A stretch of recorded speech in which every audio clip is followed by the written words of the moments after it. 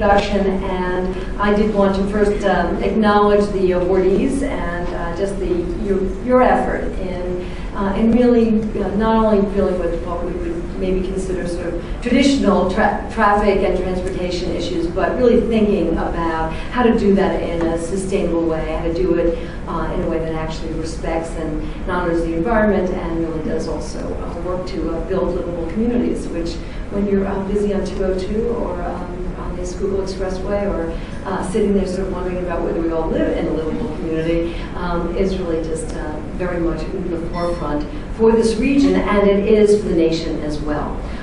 In my introduction, you heard about my visit with Earl Blumenauer. He is well known in the field of building livable communities and sustainable communities. And he and I actually both serve on the Ways and Means Committee, and we have been working together, and he's been very excited about my interest in really promoting federal policy that encourages, incentivizes, and funds doing this, building sustainable livable communities. Got to come to Portland as though it's around the corner. So I had not made it out to Portland, but I finally did this past spring, and spent a couple of days seeing what Portland has done. Some of you have been there, obviously know about obviously what they've done. People suggest I should go to Chicago as well, as a big city that's actually tackled some of these issues. But it was a great experience to see their commitment and insistence in some ways, and to really building much more walkable, sustainable communities, encouraging people to get out of their cars, not making it in some way so easy by not building bigger and bigger roads, but in fact thinking differently about how many cars you really need to move, and actually creating alternatives that people use. And they've done that. It's very high. Not so easy when we've been so focused and need to rebuild so many of our highways and bridges. We really do need to do that, and I'm very supportive of that infrastructure dollars. But I do think that what you're doing, and what you're thinking about, and what you're planning for, and this is really a public-private venture here, and that it is not just only done by the public sector does, but what our rules and regs say really makes a very big difference, is really building those roads, bridges, and highways with an eye towards how we actually develop those sustainable, livable communities, and do so in a way that creates alternatives as well. So main streets. It used to be the hub commercially of some of our communities, many of our communities really struggling. I'm being nice about that, actually. You know, some of them really dying on the vine, basically, as the big malls came in. We're right near one that many of us use. But whether it was one of the State Center and some of the revitalization of Germantown Avenue and Mount Airy and some of the work that I did there, but now in Congress, really working across Montgomery County in places like Jenkintown and Ambler and Lansdale, to just name a few, that are transportation hubs that also have wonderful main streets that were underutilized, and have wonderful residential communities that really could be more walkable, really have seen some real transformation. So the streetscape has really started to transform the main street there. We're seeing new businesses come in, some new restaurants and bakeries and small businesses. We've seen some old businesses, a hardware store that's been there through tough times and great times, that is seeing that the business has never been better.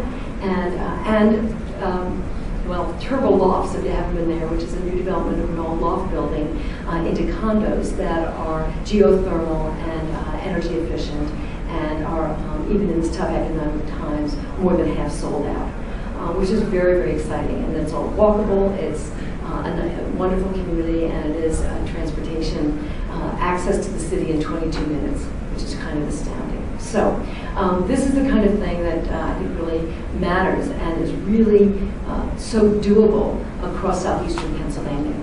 So whether it is the North Delaware, where a major transportation, actually the congressional delegation, and Bob Borski will talk about this, fought really hard to get I-95 built in Philadelphia.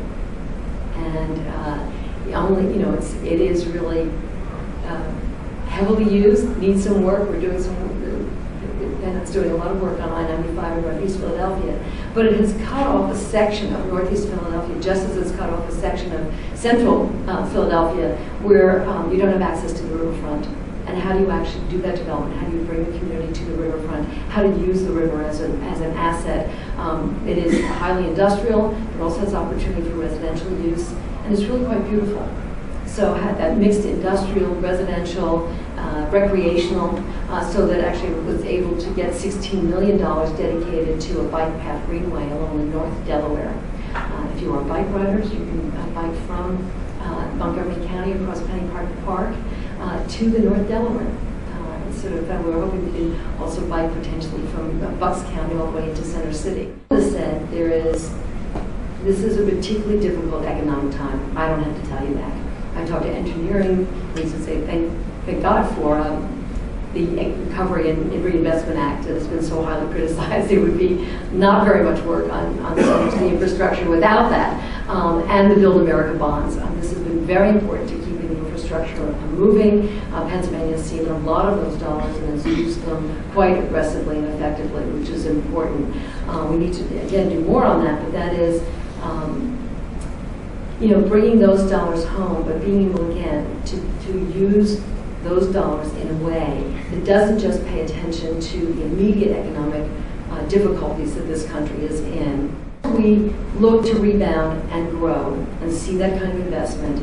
You know how important it is to build the kind of infrastructure, to build the kind of quality communities that attract businesses and who actually are going to grow the economy, not just for the short term, but the long term.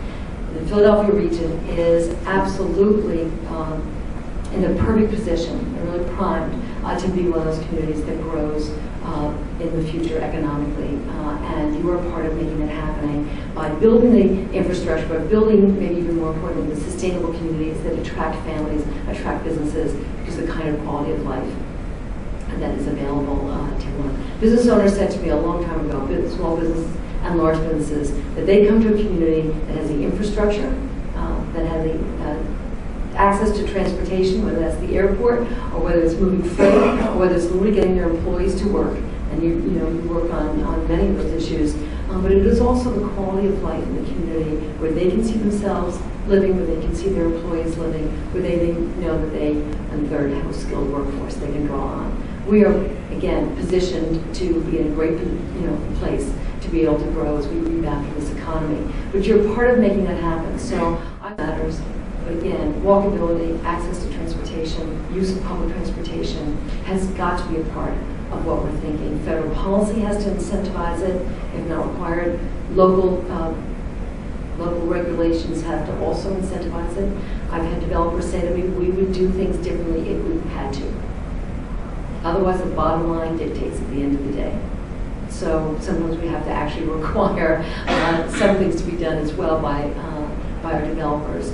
But you're part of making that happen. So thank you for your expertise. Thank you for thinking long-term, because that is what is all of our responsibility, to work together to make sure that we're building for the future